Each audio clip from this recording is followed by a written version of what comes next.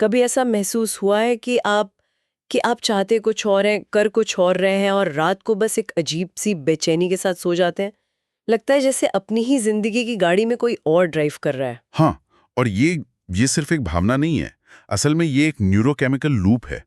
दिमाग को पता होता है कि क्या ज़रूरी है, पर वो आसान डोपामीन हिट्स के पीछे भागता रहता है और हम बस फँस जाते हैं। आज हम एक 10 दिन के माइंडसेट रीवायर सिस्टम पर गहराई से बात करने वाले हैं।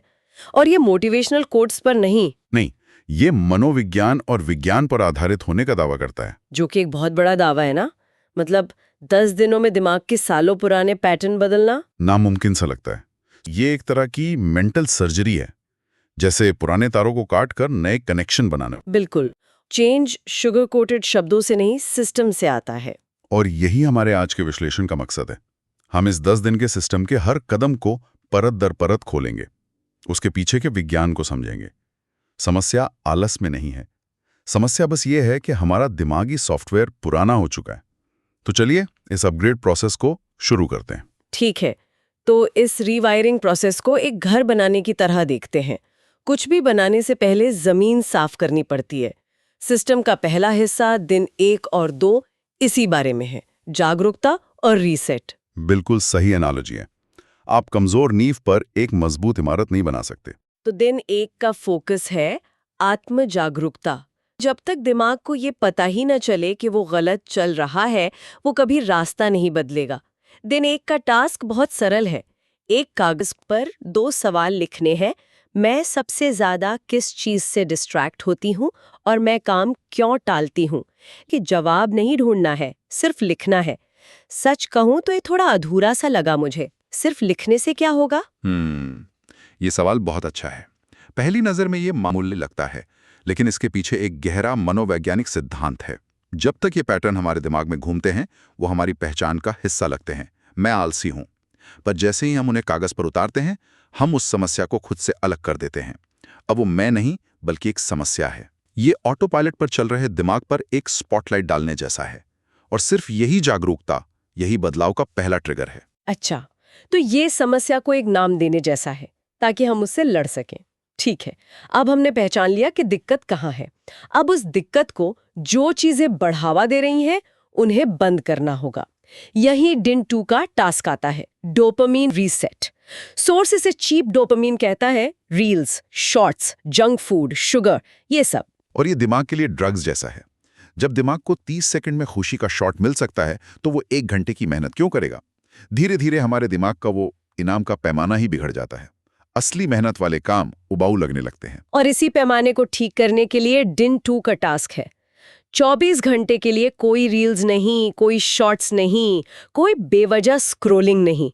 सोर्स कहता है कि दिमाग चिल्लाएगा, मैं बोर हो रही हूं, लेकिन रीवायरिंग वहीं से शुरू होती है। ये सुनने में बहुत मुश्किल लगता है। क्या 24 घंटे काफी हैं? 24 घंटे एक शुरुआत है, एक शॉक ट्रीटमेंट की तरह। मकसद दिमाग के रिवॉर्ड सिस्टम को रीकैलिब्रेट करना है। जब आप आसान डोपामीन की सप्लाई बंद करते हैं, तो वो बेचैन हो जाता है। बोरियत असल में दिमाग का विड्रॉल सिम्टम है। पर इसी बोरियत में दिमाग को मजबूरन उन कामों में दिलचस्पी लेनी पड़ती है जिन्हें वो नजरअंदाज कर रहा था। तो जमीन साफ हो गई, पुरानी आदत की सप्लाई लाइन कट गई। अब नींव डालने का समय है। ये हमें सिस्टम के दूसरे भाग में ले जाता है, एक्शन, पहचान और माहौल। दिन 3 से 6। दिन 3 है माइक्रोविन सिस्टम। सोर्स की एक लाइन है, कॉन्फिडेंस मोटिवेशन से नहीं, एक्शन से आता है। ये बहुत बड़ा सच है। हम अक्सर मोटिवेशन का इंतजार करते हैं, सोचते हैं कि मोटिवेशन आएगा तब एक्शन लेंगे, जबकि ये साइकिल उल्टी है। एक्शन से जो छोटी सी सफलता मिलती है, वो मोटिवेशन पैदा करती है। इसी के लिए दिन 3 का टास्क है सिर्फ 5 मिनट का काम करना। 5 मिनट पढ़ाई, 5 मिनट वॉक, कुछ भी, बस 5 मिनट। कि इससे दिमाग को सिग्नल मिलता है, मैं वो इंसान हूं जो काम शुरू करता है और खत्म करता है। ये सिर्फ एक सिग्नल नहीं है, ये सबूत है। आपका दिमाग हर समय सबूत इकट्ठा करता है। जब आप 5 मिनट का काम भी पूरा करते हैं, तो आप अपने दिमाग को एक छोटा सा सबूत देते हैं। सोर्स इसे कॉन्फिडेंस हार्मोन का रिलीज होना कहता है, जो कि डोपामीन ही है, पर इस बार आपने इसे मेहनत से कमाया है। अच्छा, तो छोटे छोटे एक्शन से अपने अंदर की नींव मजबूत कर रहे हैं। लेकिन नींव को अंदर से एक और चीज खोखला कर सकती है, हमारी अपनी आवाज। ये हमें दिन 4 पर लाता है, नकारात्मक आत्मचर्चा पर रोक। हमारी अंदरूनी आवाज, मुझसे नहीं होगा, मैं काफी अच्छी नहीं हूं। और ये सिर्फ विचार नहीं है, ये एक तरह की दिमागी प्रोग्रामिंग है। अगर आप खुद को रोज कहेंगे कि आप कुछ नहीं कर सकते, तो आप कोशिश करने से भी डरेंगे। ये विचार हमें पैरालाइज कर देते हैं। इस पैटर्न को तोड़ने के लिए दिन 4 का टास्क है, जब भी कोई नकारात्मक विचार आए तो रुकें और खुद से पूछें, इसका सबूत क्या है? पर क्या ये इतना आसान है? ये विचार बहुत मजबूत लगते हैं। आपका सवाल बिल्कुल सही है। ये सिर्फ पूछना नहीं है, ये आपके दिमाग के एक हिस्से को दूसरे के खिलाफ खड़ा करना है। नकारात्मक विचार हमारे भावनात्मक दिमाग से आते हैं।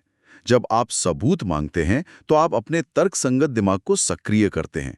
आप भावना को तर्क से चुनौती दे रहे हैं, और 90% मामलों में आपको कोई ठोस सबूत नहीं मिलेगा। जैसे ही आप उन पर तर्क की रोशनी डालते हैं, वो कमजोर पड़ जाते हैं। तो हमने अपनी अंदरूनी दुनिया को ठीक करना शुरू कर दिया, लेकिन बाहर की दुनिया का क्या? ये दिन 5 का विषय है, माहौल की रिवायरिंग। डिसिप्लिन स्ट्रांग नहीं होता, एनवायरनमेंट स्ट्रांग होता है। इसे ऐसे समझें, इच्छा शक्ति एक छोटी बैटरी की तरह है जो दिन भर में खत्म हो जाती है। आप सुबह शायद खुद को फोन चलाने से रोक लें, पर रात को थकने पर आप उसी आदत पर लौट आएंगे।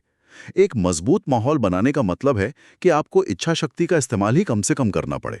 और इसी के लिए दिन 5 के टास्क बहुत प्रैक्टिकल है। काम करते समय फोन को दूसरे कमरे में रख दो। बिस्तर का इस्तेमाल सिर्फ सोने के लिए करो। दिमाग संकेतों से चलता है, इच्छा शक्ति से नहीं। बिल्कुल, ये फ्रिक्शन बनाने का सिद्धांत है। बुरी आदतों के रास्ते में रुकावटें डालो और अच्छी आदतों को आसान बनाओ। अगर आपने जिम के कपड़े रात को ही निकाल कर रख दिए, तो सुबह जिम जाने की संभावना बढ़ जाती है। आप अपनी इच्छा शक्ति पर नहीं, अपने सिस्टम पर भरोसा कर रहे हैं। अब आते हैं दिन 6 पर। और सच कहूं तो जब मैंने ये पहली बार पढ़ा तो मुझे ये थोड़ा अजीब लगा। ये है पहचान में बदलाव। टास्क है खुद से रोज कहना, मैं एक अनुशासित इंसान हूं। क्या ये सिर्फ खुद से झूठ बोलना नहीं है? अगर मैंने अभी अभी 1 घंटा बर्बाद किया है और फिर मैं खुद को अनुशासित कह रही हूं, तो ये सबसे जरूरी सवाल है। इसे झूठ की तरह नहीं, बल्कि एक घोषणा की तरह देखना चाहिए। आप ये नहीं कह रहे कि मैं हमेशा से अनुशासित था। आप कह रहे हैं, आज से मैं एक अनुशासित इंसान बनने का चुनाव कर रहा हूं। ये एक दिशा तय करने जैसा है। जब आप खुद को सीखने वाला इंसान कहते हैं, तो आपका दिमाग उन मौकों को ढूंढना शुरू कर देता है जहां आप कुछ सीख सकते हैं, ताकि वो इस नई पहचान को सच साबित कर सके। वाह, ये नजरिया ये तो पूरी बात को बदल देता है। तो पहले 6 दिनों में हमने जमीन साफ की और एक मजबूत नींव डाली। लेकिन अब सवाल यह है कि इस नींव पर जो इमारत हम बना रहे हैं, उसे टिकाऊ कैसे बनाया जाए। सही। अब हम उस ढांचे को मजबूत करेंगे। दिन 7 है दर्द प्लस खुशी का स्विच। सोर्स कहता है कि हमारा दिमाग दर्द से दूर भागता है और खुशी की ओर जाता है। दिन 7 का टास्क है इस कनेक्शन को उलटना। अपने काम के ठीक बाद एक छोटा सा इनाम तय करना, जैसे आधा घंटा काम, 1 गाना। ये क्लासिक कंडीशनिंग है, लेकिन यहाँ एक खतरा भी है। अगर इनाम काम से ज्यादा आकर्षक हो जाए, तो दिमाग सिर्फ इनाम के लिए काम करने लगता है और काम में उसकी अपनी दिलचस्पी खत्म हो सकती है। तो यह तरीका शॉर्ट टर्म मोटिवेशन के लिए बहुत अच्छा है, पर लॉन्ग टर्म लक्ष्य होना चाहिए कि काम खुद ही इनाम बन जाए। ये एक बहुत जरूरी चेतावनी है। अब दिन 8 की ओर बढ़ते हैं, विजुअलाइजेशन। टास्क है रोज 2 मिनट ये कल्पना करना कि आप फोकस्ड और कॉन्फिडेंट हैं। क्या ये सिर्फ अच्छी अच्छी बातें सोचने जैसा नहीं है? नहीं, ये उससे कहीं ज्यादा वैज्ञानिक है। जब टॉप एथलीट अपनी रेस की कल्पना करते हैं, तो उनके दिमाग में वही न्यूरल पाथवे सक्रिय होते हैं जो असल में रेस के दौरान होते हैं। इसे मेंटल रिहर्सल कहते हैं। आप अपने दिमाग को उस सफलता का अनुभव पहले ही करा रहे हैं। जब आप असल में उस स्थिति का सामना करते हैं, तो आपका दिमाग अनजान महसूस नहीं करता। उसे लगता है, हाँ, ये मैं पहले कर चुका हूं। तो ये दिमाग के लिए एक प्रैक्टिस सेशन है। दिलचस्प है। अब दिन 9, जो आज की दुनिया में शायद सबसे मुश्किल है, मौन का प्रशिक्षण। टास्क है 10 मिनट बिना फोन, बिना संगीत, बिना किसी भटकाव के बस बैठना। सोच इसे फोकस मसल बनाना कहता है। ये सिर्फ फोकस मसल नहीं है, ये भावनात्मक सहनशीलता की ट्रेनिंग भी है। हम लगातार बाहरी उत्तेजनाओं के आदी हो गए हैं। जैसे ही हम अकेले होते हैं, हम बेचैन हो जाते हैं। हम अपने ही विचारों के साथ अकेले रहने की क्षमता खो रहे हैं। ये 10 मिनट का मौन उस क्षमता को वापस बनाने की एक कसरत है। और अब हम इस 10 दिन की यात्रा के अंत में पहुंचते हैं, दिन 10। ये इन सब टुकड़ों को एक साथ जोड़ता है। आत्मसम्मान का लूप। इसका टास्क कोई छोटा काम नहीं है, बल्कि खुद से एक वादा है, मैं अपनी बात रखती हूँ। बिल्कुल। पहले 9 दिनों में हमने जो भी आदतें बनाई, ये उन सब की सीमेंट है। जो इंसान अपनी ही बात बार बार तोड़ता है, उसका खुद पर से ही भरोसा उठ जाता है। जब आप तय करती हैं कि 5 मिनट पढ़ेंगी और आप पढ़ती हैं, तो आप सिर्फ एक काम पूरा नहीं कर रही, आप खुद को संदेश दे रहे हैं कि मुझ पर भरोसा किया जा सकता है। और यहीं पर ये पूरा सिस्टम एक साथ आता है। ये 10 दिन का प्लान असल में खुद के साथ एक भरोसे का रिश्ता बनाने के बारे में है। जब आप खुद से किए छोटे छोटे वादे पूरे करते हैं, तो आत्मसम्मान अपने आप बनता है। और जब आत्मसम्मान होता है, तो अनुशासन और आत्मविश्वास बाहर से नहीं, बल्कि अंदर से आता है। क्या बात है। तो अगर हम इस पूरे 10 दिन के प्लान का सार देखें, तो ये एक घर बनाने की यात्रा है। हमने आत्म जागरूकता से जमीन साफ की, छोटे एक्शन से नींव डाली और अंत में आत्मसम्मान का एक मजबूत ढांचा खड़ा किया।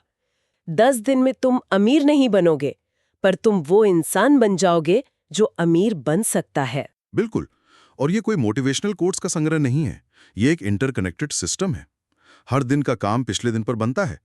ये आपके माहौल, आपकी पहचान और आपके विश्वासों को आपके लक्ष्यों के साथ अलाइन करने का एक तरीका है। ये एक बहुत ही शक्तिशाली विचार है। सोर्स इसे 10 दिन की चुनौती के रूप में प्रस्तुत करता है, लेकिन इसका आखिरी कदम, आत्मसम्मान का लूप, असल में एक आजीवन अभ्यास की ओर इशारा करता है। तो श्रोताओं के लिए सोचने के लिए एक दिलचस्प सवाल है, इन 10 कामों में से कौन सा एक काम, अगर उसे आज से एक स्थायी आदत बना लिया जाए, तो किसी के जीवन में सबसे बड़ा और सबसे गहरा बदलाव ला सकता है? शायद वो 5 मिनट का एक्शन हो या 10 मिनट का मौन। जवाब हर किसी के लिए अलग होगा।